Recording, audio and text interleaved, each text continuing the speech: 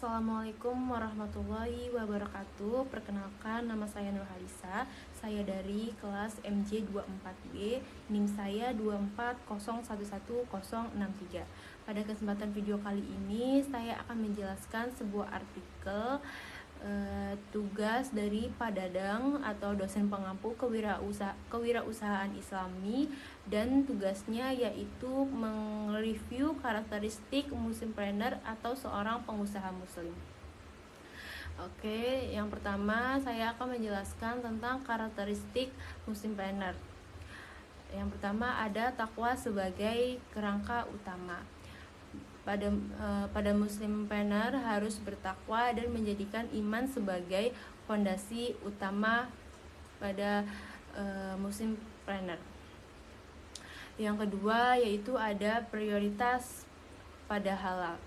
Nah, contohnya yaitu kayak produk dan cara bisnis harus halal, memastikan bahan baku dan supplier halal. Contohnya yaitu kayak semisal seorang pengusaha kue memastikan semua bahan seperti gelatin, emulsifier, dan flooring memiliki sertifikat halal. Nah, ia bahkan menanyakan ke suppliernya asal-usul bahannya tersebut itu dari apa, halal atau tidaknya, itu sebagai pengusaha muslimpreneur itu harus tahu. Terus juga mesti itu butuh waktu dan usaha lebih jauh. Setelah itu ada poin yang ketiga yaitu tidak boros. Jadi menerapkan prinsip efisiensi dan tidak berlebihan. Misalnya seperti saat mendirikan bisnis adalah bagian dari ajaran Islam untuk tidak boros, menggunakan sumber daya secara bijak dan menghindari pemborosan yang tidak perlu.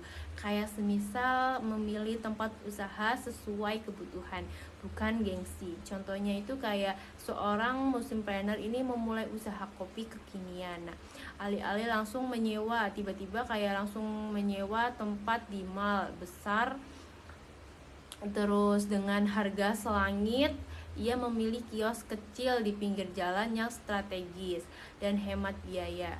Fokusnya pada kualitas, rasa, dan pelayanan, bukan sekedar tampil mewah gitu.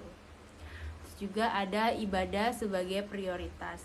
Wirausaha itu dilakukan dengan tetap menjaga hubungan dengan Allah.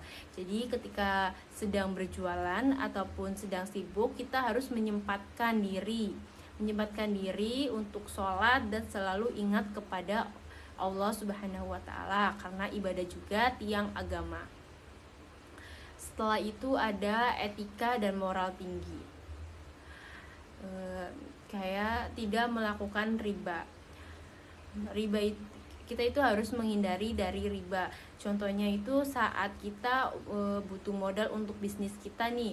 Nah, kita itu lebih memilih untuk mencari investor yang mau profit sharing, sistem syirka atau muzrabah. Nah, ketimbang meminjam uang ke lembaga ribawa, ia ingin bisnisnya tumbuh dengan cara yang halal dan berkahi.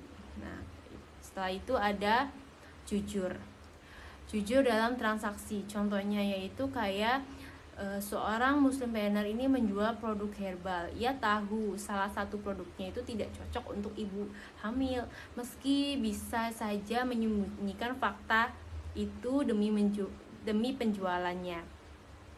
Ia tetap mencantumkan peringatan secara jelas atau label halalnya itu menjelaskan kepada calon customer atau pembeli itu ada meyakinkan bahwa barang ini, produk ini itu halal. Nah, padahal produk itu belum terjamin halalnya. Ia meyakini rezeki datang dari Allah, bukan dari penipuan. Setelah itu ada adil. Nah, memberi hak karyawan dengan adil. Contohnya yaitu kayak seorang pemilik restoran muslim membayar gaji tepat waktu, tidak menahan gaji tanpa alasan, dan memastikan lingkungan kerja yang sehat. Nah, terus juga ia memahami bahwa menunda gaji termasuk dosa, sebagai sabda Nabi Muhammad SAW. Setelah itu poin ke-6 ada amanah dan dapat dipercaya.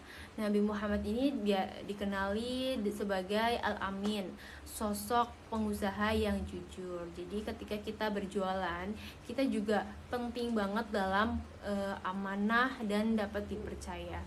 Ketika kita berjualan amanah, nanti juga pembeli atau customer, pelanggan juga akan membeli ke toko kami, karena kami juga sangat amanah. Dan ketujuh yaitu peduli terhadap kesejahteraan dan sosial. Contohnya itu kayak konsepnya zakat, wakaf, dan sedekah menjadi bagian dari kewirausahaan Islami. Menekankan pentingnya tanggung jawab sosial juga penting banget ya. Terus juga poin ke-8 ini berpengetahuan. Contohnya kayak ilmu adalah bagian penting dari bisnis. Setelah itu poin ke-9 yaitu peduli lingkungan dan makhluk hidup.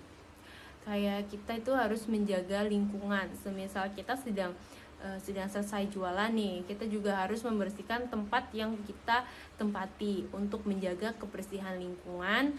Itu juga termasuk dalam agama Islam, karena kebersihan itu sebagian dari iman.